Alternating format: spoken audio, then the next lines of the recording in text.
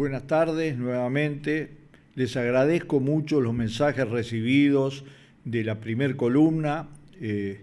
Eso alienta, porque uno, quiera o no quiera, trabaja para o se esfuerza para que la gente lo siga. Yo hoy me voy a referir a un tema que tuvo mucha importancia en la asunción de Orsi y Carolina Cose, que fue el tema de los 40 años de la democracia. Pero lo voy a hacer desde un punto de vista polémico. ¿Por qué? No porque me guste la polémica, que me gusta, sino por una razón, porque no es para todos igual estos 40 años. Es cierto, fue una transición totalmente democrática, con diferencias con otros países, todo eso es cierto. Pero estos 40 años fueron diferentes en muchos aspectos para cada partido. Para la izquierda, para el Frente Amplio, la primera gran diferencia es que la izquierda se hizo mucho más democrática. Y eso tiene una dosis autocrítica. No solo los Tupamaros, el MLN, que son notoriamente hoy una fuerza democrática, tuvieron hasta la presidencia de la República, sino el Partido Comunista, que yo pertenecía a él, y donde notoriamente el concepto democrático tenía sus serias limitaciones, pero aprendimos. El primer gran cambio fue el que hizo Arizmendi cuando dijo uruguayos, frente amplistas y comunistas. Eso es un cambio radical, porque antes el problema radical de la revolución uruguaya o cardinal era el Partido Comunista, y después el orden fue justo. Primero era el país, segundo era el Frente Amplio y la Unidad de Izquierda, y tercero era el tema de la construcción que cada uno hace de su propia organización política. Pero no es solamente la izquierda, también la derecha. Cuando salimos de la dictadura había gente que apoyaba el golpe, que lo había apoyado. No todos reaccionamos de la misma manera sobre el tema de los derechos humanos, que es un tema clave, porque terminó el peor gobierno de la historia nacional. Mire que tuvimos gobiernos malos, nosotros no los conocimos, pero hubo. Este fue un gobierno que fracasó. Si no, parece que solamente fracasó en la persecución, no, fracasó en sus objetivos políticos, fracasó en sus objetivos sociales, no fracasó en sus objetivos económicos. Fue un factor de concentración de la riqueza y de favorecer grupos económicos. Eso de cívico-militar fue también por eso que lo decimos, porque hubo grupos militares civiles que apoyaron a la dictadura. Y eso creo que hay que valorarlo. Y además fue un gobierno que entregó la soberanía nacional en una de las cosas fundamentales: coordinar con las dictaduras de otros países el exterminio de los uruguayos. Hay que recordarlo. No se puede construir la democracia simplemente como un ejercicio legal, constitucional e institucional. También un aspecto que es emocional, que es espiritual, que es cultural. Nos sacamos en estos 40 años, lentamente, cada uno por caminos bastante diferentes, porque no es lo mismo el voto verde que el voto amarillo. No es lo mismo. No es lo mismo el gesto absolutamente insólito que hizo el presidente y la vicepresidente de bajarse del vehículo, caminar unos metros y abrazarse con los familiares de los desaparecidos. Es de una simbología extraordinaria, de un significado muy grande. Y las heridas siguen abiertas, los dolores siguen abiertos.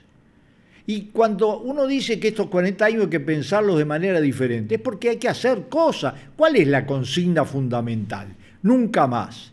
¿Usted cree que nunca más es simplemente un deseo, es una aspiración porque aquello fue tan brutal? No. Es la democracia. Es cierto lo que dijo el presidente, no es una meta de arribo. Hay que construirla, hay que fortalecerla. Y mientras no miremos el pasado en toda su crudeza. Los objetivos que tenía la dictadura de destruir a la izquierda y a todo el sistema político, pero no a todos por igual, tampoco sería justo, porque no se pueden escribir historias que falseen los hechos. No habrá una historia objetiva, no la hay una sola historia sobre las guerras civiles uruguayas, sobre la Revolución de las Lanzas, sobre la Guerra Civil de 1904, hay diversas interpretaciones, pero no me diga que nosotros tenemos que desconocer que el principal objetivo político de destrucción dentro del Frente Amplio fue el Partido Comunista. No fueron los Tupamaros, porque en el 72 habían sido destruidos política y militarmente. Por lo tanto, se concentraron y no lo lograron. El resultado electoral del 80, del 82 y del 85 son las demostraciones más claras de todo eso. Entonces, Valenti, discúlpeme, una pregunta. Hablar nuevamente de la dictadura, ¿no le parece que es mirar para atrás cuando el Uruguay necesita mirar hacia adelante? Bueno, en una parte de su pregunta estoy totalmente de acuerdo. Efectivamente, hay que mirar hacia adelante. Pero eso nos lo vienen diciendo desde 1985. Cuando teníamos la ley de impunidad, nos decían que había que mirar para adelante, que los ojos en la nuca eran un retroceso. En España, 70, 80 años después, siguen los problemas, encontrando fosas comunes, etcétera, porque en esa época hablaban de España como el gran modelo. No, el problema es que cuando en el medio hay dolores, heridas y retrocesos como los que hubo durante la dictadura, si uno no mira hacia atrás, no entiende los 40 años. Los 40 años no son algo que comenzó espontáneamente, es la continuidad de un proceso que, digamos, laceró profundamente el país, lo atrasó. De eso hemos salido, estamos en otra situación. En 40 años tenemos 15 años de gobierno de izquierda, gobierno colorado, 2 gobiernos blancos, tenemos para hacer un balance, que tampoco es igual para todos, que eso me voy a referir en el próximo programa. No es igual para todos, porque está bien, no tiene que haber brecha, yo estoy de acuerdo, brecha política, es perfecto, pero vamos a entendernos claro, brecha ideológica, brecha cultural, brecha emocional, brecha social existe, tiene que ser, la democracia es quien regula los mecanismos, pero no y brecha moral es infinita, a pesar de que nadie salió indemne del gobierno. Bueno, y en eso también juega un papel importante tener memoria. La memoria es una gran fuerza democrática, muy poderosa. Los pueblos con memoria son pueblos con futuro. Los pueblos sin memoria son pueblos que viven al día. Sí, permítanme una pregunta más. ¿La izquierda no tuvo ninguna responsabilidad en el golpe de Estado? Una izquierda que se había unido en el 71, que tenía el peso que tenía en el Uruguay, no puedes decir que no tenía responsabilidad. Las tuvimos. No hay duda que no fue la principal responsable. El principal responsable fueron los Estados Unidos con Henry Kissinger a la cabeza. Fue un plan con el apoyo de los brasileros. La derecha jugó un papel fundamental en copar a las Fuerzas Armadas y quitarles todo el espíritu democrático, incluso, digamos, tomando los mandos principales. Pero cuando el general Gravina, que era uno de los últimos que quedaba constitucionalista, le matan 4 soldados en la puerta de la casa, no es que se está ayudando a consolidar una fuerza de contención democrática. Pero también no solamente eso. De huelga en huelga no se llega a la revolución. De huelga en huelga no se llega a un mecanismo de transformaciones. Nosotros todos creíamos que había una proporción entre cuántas huelgas estábamos haciendo y cuánto habíamos acumulado políticamente. Y después sacamos el 19% de los votos, Por lo tanto, efectivamente, la izquierda tiene que interrogarse. Es una pregunta muy importante. ¿Por qué? Porque si uno mira el apoyo, la mayoría de la población o fue absolutamente digamos, insensible al golpe, o lo apoyó. Fuera de las grandes fábricas que se ocuparon, que fue heroico, de las facultades que se ocuparon, en el interior prácticamente hubo muy poca resistencia. Y además sectores importantes lo que querían es que se terminara el desorden, aún a costa de sacrificar algo tan importante como la democracia. Tenemos que aprenderlo. Así que la izquierda tiene que tener un sentido autocrítico también de eso. Ahora, eso no nos quita la obligación o darle explicación a las barbaridades que hicieron los militares y los civiles apoyando todo lo que fueron esos largos años de dictadura. Ahora, yo creo que hayamos conmemorado los 40 años, que además este año son 200 años de República, nos lleva nuevamente a un tema que estuvo muy planteado en la columna pasada, que yo quiero reafirmar. El Uruguay y cualquier país que quiera realmente producir un salto en su desarrollo, en sus relaciones sociales, en eliminar la pobreza y todas sus consecuencias, en esta época, en multiplicar la inteligencia. No hay absolutamente ninguna posibilidad de que el Uruguay pueda saltar hacia adelante, hacia su desarrollo, sin un cambio en el nivel de inteligencia, de cultura y de capacidades, que eso se expresa en lo laboral, en lo científico, en lo tecnológico. No hay. Ahora, si vamos a hacer todo eso, hace falta un estado espiritual, que no es que todos somos iguales. Entonces, lo que pasó, una inmoralidad tras de otra inmoralidad, pero la vamos a contemplar en un espíritu de búsqueda de caminos de entendimiento. No, es decir, es difícil.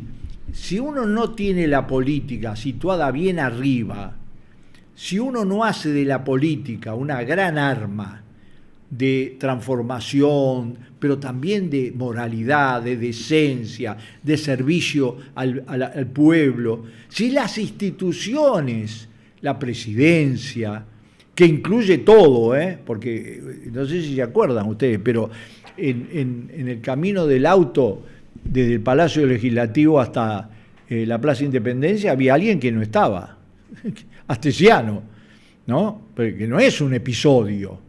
Entonces, digamos que es necesario reforzar el espíritu republicano, el espíritu democrático, el espíritu de izquierda. Nosotros no queremos aplastar a nadie, no lo hicimos en 15 años, no vamos a insultar a nadie, digamos, ese no es nuestro objetivo, ni mucho menos. Es más, la semana que viene yo voy a sacar una columna sobre los blancos, porque la acumulación positiva, lo dije también, es también los grandes caudillos blancos y los grandes dirigentes blancos que aportaron mucho a este país, que lo hicieron diferente también a otros países de la región, porque las guerras civiles también fueron diferentes. Ahora, yo creo que nosotros tenemos que buscar que ese gran esfuerzo le dé impulso a los cambios. Los cambios se hacen con la gente, no son mecanismos burocráticos, no son el usufructo de los cargos, es básicamente un nuevo impulso, absolutamente diferente. Valenti, permítame preguntarle una cosa más. ¿Qué debería hacer este gobierno en estos temas democráticos e institucionales que usted menciona y qué no se ha hecho? Bueno, estamos a 2 semanas. Hasta ahora se han hecho cosas muy importantes. Por ejemplo, yo creo que este cambio de gobierno, el tono del discurso de estadista que tuvo Orsi fue muy importante. La capacidad de tratar de reflejar todo el país y mostrarlo al mundo fue muy importante. Yo creo que la presencia de decenas de delegaciones de otros países, desproporcionada a lo que es el Uruguay como peso numérico en el contexto internacional, es otra cosa importante. Pero yo creo que nosotros tenemos que avanzar también legalmente. Nosotros tenemos que ir a la legislación. Tenemos que ir a criticar y analizar el papel de la justicia. Lo que nos pasó en estos años de hacer de la justicia un proceso, de la política un proceso judicial, todo para demostrar que algo estuvo mal, tiene que pasar por la justicia. No es así. Pero tampoco la politización de la justicia, como pasó, por ejemplo, con el caso de Astesiano, como pasó con el caso de Marcet. Eso lo tenemos que hacer y eso lleva su tiempo, pero es el tono también, es el tono. Es decir, los periodistas, los ciudadanos, yo lo sentí, que los ciudadanos, que era mucha gente en la Plaza Independencia, ¿no? Mucha gente, quiere mucho. Quiere más que antes, porque conoce que se pueden hacer cosas importantes, pero quiere, no se va a medir solo por la cantidad de autos que se venden, que también se mide porque hay una clase media y alta que consume, pero que quiere más en las cosas básicas. Es decir, democracia con 20% de pobreza infantil es una democracia chueca. Democracia con la educación como está ahora, y como también nosotros fracasamos bastante en cambiarla, tiene una debilidad muy grande. Porque no es solo la democracia, la escuela es la primer trinchera de la lucha contra la desigualdad, por la integración de la familia, por la lucha contra la delincuencia. Entonces, la salud tiene que ser igual, es un servicio fundamental, ese era un cambio, y ahora está en crisis. Y es democracia, porque la democracia tiene una palabra que lo define todo, que es la libertad. Democracia sin libertad no existe. Pero la libertad es la libertad de prensa, la libertad de educación, la libertad de culto, la libertad es en todo su sentido. Pero hay una libertad que no siempre tenemos en cuenta, que es la libertad de la necesidad. Es decir, el hecho de que mejore el nivel de vida, de consumo de la gente, es un gran instrumento de crecimiento, tanto desde el punto de vista de la economía, como de la sociedad, como de la democracia. Y yo creo que nosotros tenemos por delante un gran desafío. Lo digo hasta personalmente. No nos conformemos fácilmente. El gobierno pasado fue tan malo, sobre todo en algunos aspectos, en otros no, pero fue tan malo, que capaz que con algún ajuste y alguna administración mejoramos. Pero la izquierda nunca fue izquierda si se quedó a esa altura del camino. Tiene que mirar lejos y no pisarse los cordones de los zapatos. Hasta el lunes que viene.